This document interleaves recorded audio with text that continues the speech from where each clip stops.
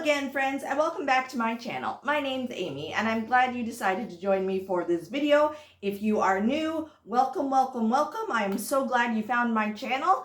And without further ado, let's just jump right into Chapter 8.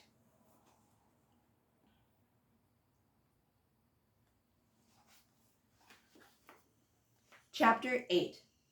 The next morning, Ripplin surprised them, and they had breakfast on the porch. After the meal, Castilia leaned on Ripplin as he assisted her into the house. There were many books and a few scrolls on her bed. "I don't want you to perish of boredom in our absence," he said with a wink. She pulled the covers up close. Leon gave her the medicine this time. She watched them go into the swamp. The legend did read the books that Ripplin had left for her. Some were all about curses. Others were on creatures from the dark. Still others were on pleasanter things, like edible vegetation that grew in the swamp. There were scrolls that had pictures of the birds and their eggs with names under each. She began to feel tired and fell asleep. In the swamp, Leon and Ripplin set to their work. The first net they pulled up had a few fish, nothing big, but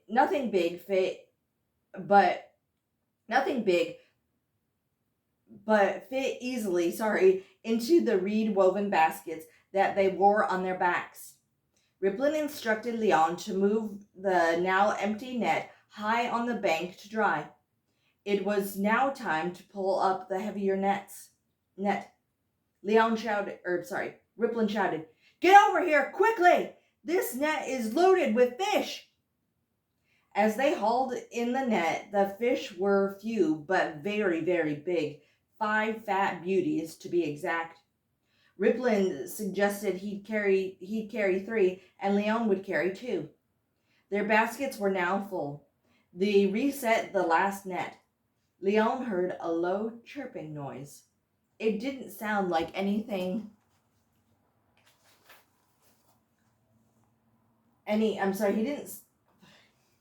It didn't sound like any bird he had heard before. The sound seemed to be coming from underneath his boot. Leon lifted his right foot. Looking down into his boot print, he saw what looked like a frog. Ripplin said in a questioning manner, "What you got there? More fish bait?" "I don't know. Let's take a look." As Leon bent down to pluck it out of the soft mud, he noticed it had a tail. He pulled it by the tail and held it up. Ripplin admired his friend's prize before replying sarcastically, "I don't think frogs have tails." Leon smiled and shook his head. "Congratulations, my friend. You are now the proud papa of a water dweller." "They don't look vicious to me," Leon said as he gently dropped it into his pants pocket, thinking it would be a little surprise to show Castilia. Ripplin raised an eyebrow. "I wouldn't do that if I were you." "Why?" Leon asked.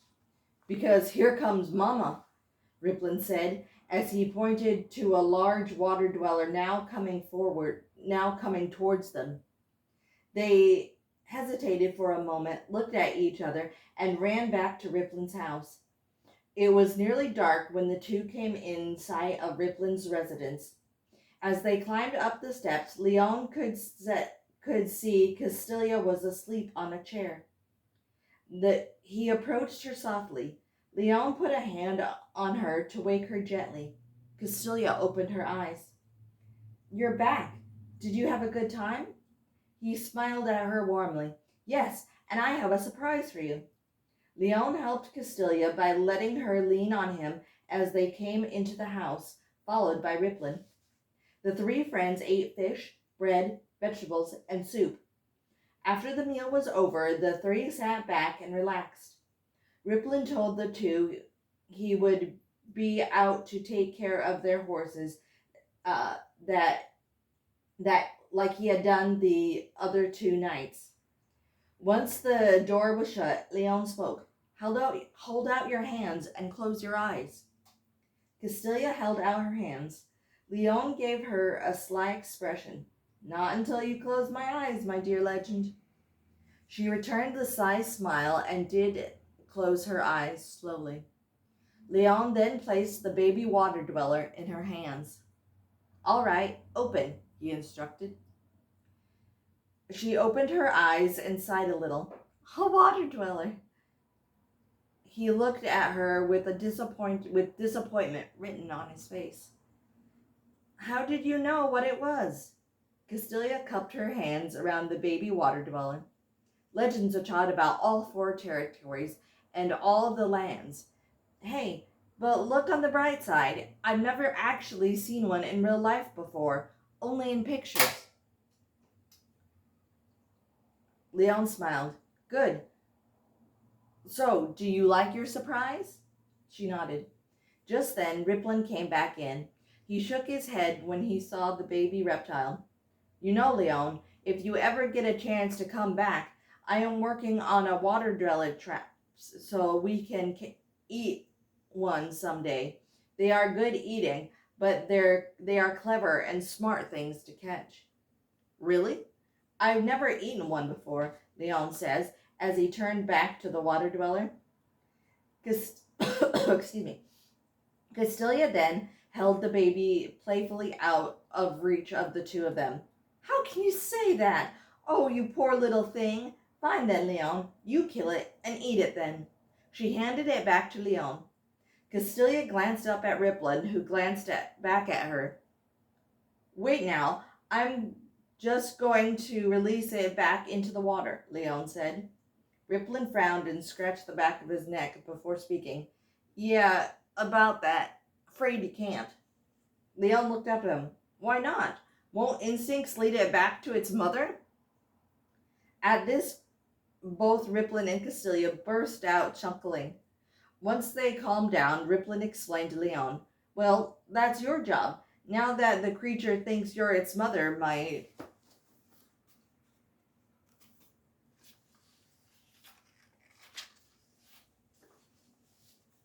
boy, and once the mother smells humans, she won't want her baby anymore.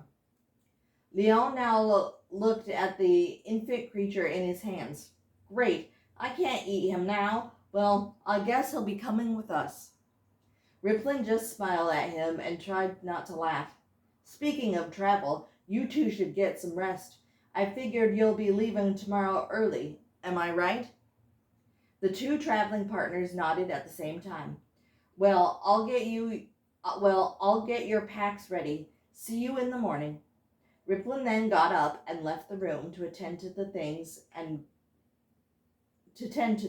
go to bed. Leon let the baby water dweller walk around Castilia's bed.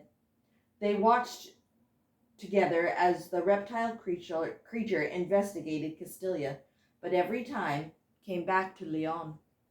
You know something? I'm going to miss Ripplin, Leon said at last. Castilia stroked 2 fingers over the infant's scales when it came close. Me too. One of the books he gave me to read was all about curses, and I guessed it has to do something with the prince. Leon nodded while he let the water dweller attempt to crawl up his arm. Leon, let me ask you 2 things. First, what does your brother think of all this? Leon plucked the baby up and held it. Leon could see the older brother with his arms crossed, shaking his head no. Trigger likes him. What do you think of Trigger for a name? Leon asked. Castilia eyed him. I think it would be an insult. What? To my brother? Leon asked. No, to the water dweller, Castilia said playfully, and yawned and stretched. Second question, how do you propose you carry him when he gets big? You can't carry him forever, you know. Leon was silent for a time. Well, I'd say let's worry about that when the time comes.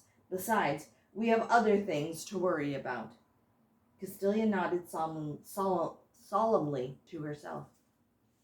Do you think you can focus on your task of finding the orbs while raising your offspring? She asked in a teasing tone of voice, adding a playfulness, adding a playful little shove. Leon smiled. Yes, now we better get some sleep. Come on, little boy. He took his new pet and put it back in the pocket of his pants. It was still dark the next morning when Leon got up. He patted his pants pocket to feel his pet reptile, little boy, but he wasn't there. Oh well, he thought, and came by the table. Two candelabras were lit with 7 candles in each holder in the candelabra. There on the table, drinking from a bowl of water, was little boy. Castilia was dressed in her traveling clothes. She had tied her hair back in a braid. She seemed to be healthy once more. You know, Leon, for a parent, you don't take good care of him, Ripplin pointed out. Leon just shook his head. Their host set down bread, bird's eggs, cooked, and quickly began to eat. Little boy came over to him. The infant seemed to be hungry as well. Leon fed him. Leon fed him by handing him small bites of food until it didn't want to eat anymore. Ripplin handed them each a backpack. Here, I packed some dried fish strips, a loaf of bread, some maps I thought you might need. I have copies to spare. Leon was touched. He gave the man a hug. Thank you, my friend. Ripplin shrugged a little. Castilia came up next to him. Thank you for tending to me while I was injured. She kissed him on the top of his hands and cheek. Castilia put the backpack on her shoulders, and Leon did likewise. The three stepped outside. Both Castilia's horse, along with Leon's horse, were groomed and ready to go. Now remember, Leon, little boy needs water every now and then, Ripplin instructed. Leon nodded in understanding. He extended his hand and shook Ripplin's hand. Take care of yourself, Castilia said as she mounted her horse.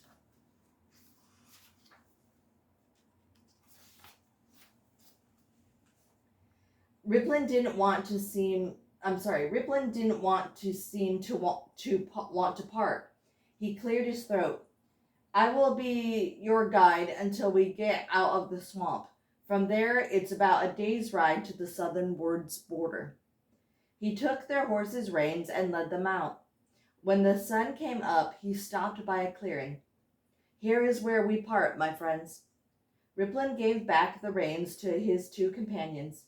May the elements protect you, he said to the pair of them. The two nodded. They stared at the clearing, Castilia leading the way. Leon turned and waved briefly. May the other elements protect you too, my friend. Then Leon continued to follow Castilia. As Ripplin watched them fade away, he spoke to himself. Good luck. The two companions rode swiftly. On the way to the border, they passed the occasional home. They wanted to put as much distance between them and the prince's men. Castilia didn't know if they were still there, but she didn't want to find out. By the later part of the afternoon, they were halfway to the border of the southern woods. Leon halted at a nearby stream. Castilia followed. She dismounted and dug in her pack for the packed provisions Ripplin had given them. The horses drank from the clear stream greedily and rested. Castilia came up to Leon, who was crouching down next to the stream. Little boy was happily swimming to and fro.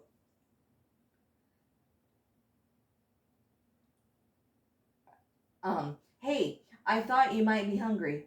She handed him a hunk of bread. He took it and nibbled on it.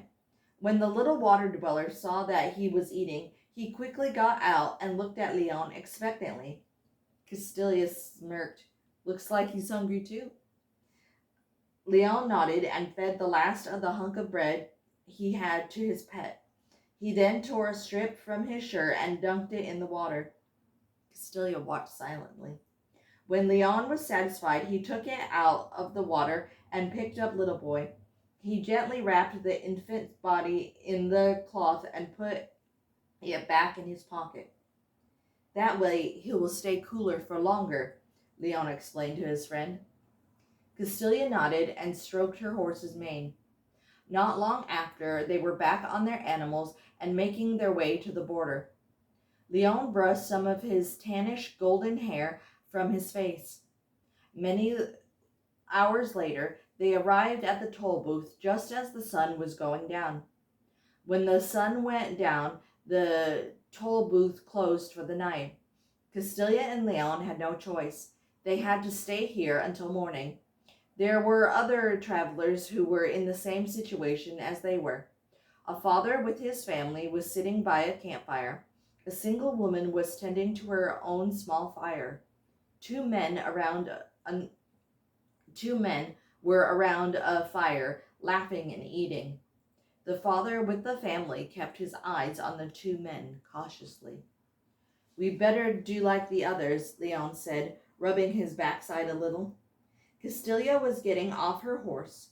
She appeared less worn out than him, but he guessed she was used to this kind of life. Leon, as sore and tired as he was, insisted on making the fire. Once the fire was going, they sat opposite each other and watched the flames dance. "Isn't the southern woods a place of magic?" Leon asked softly, so the others wouldn't hear.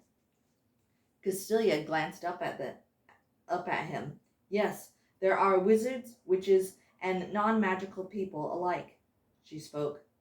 Leon nodded.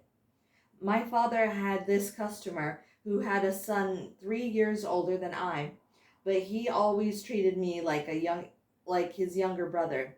When they would come to the western plains to go on hunts, they would always tell me of magical things that lived there."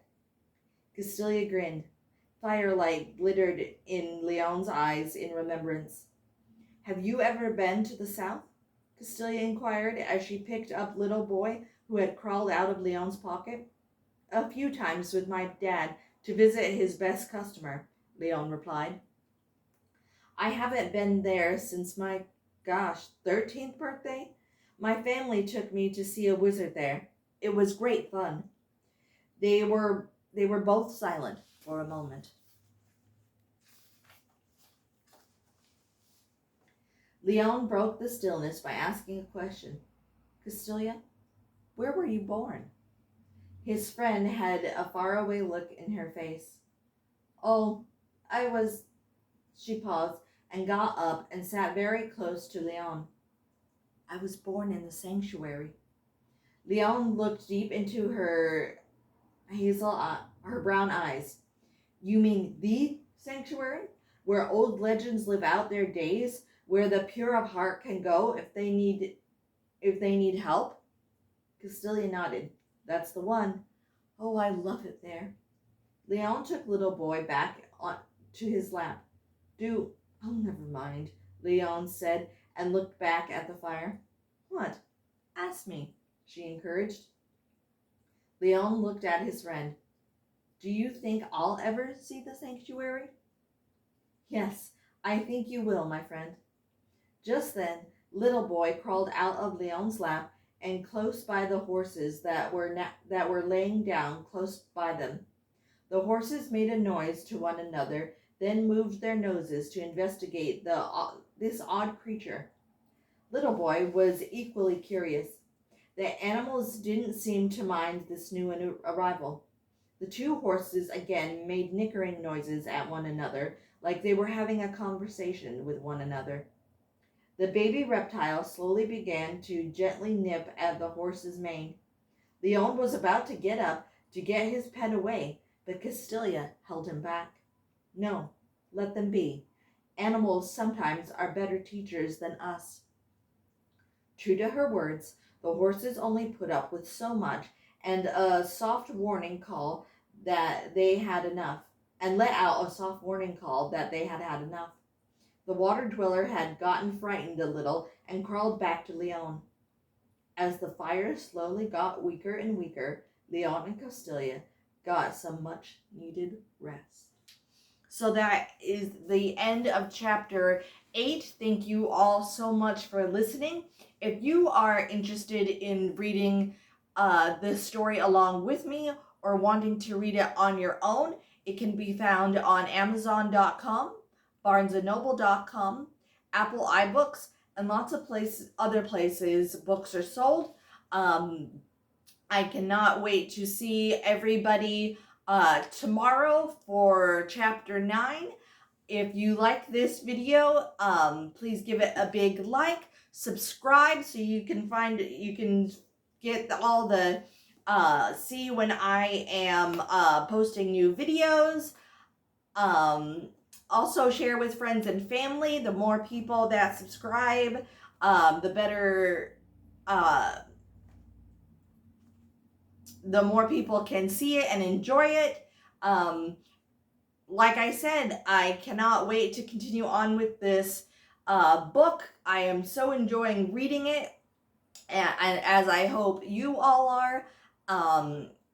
Until tomorrow, bye-bye for now, everybody.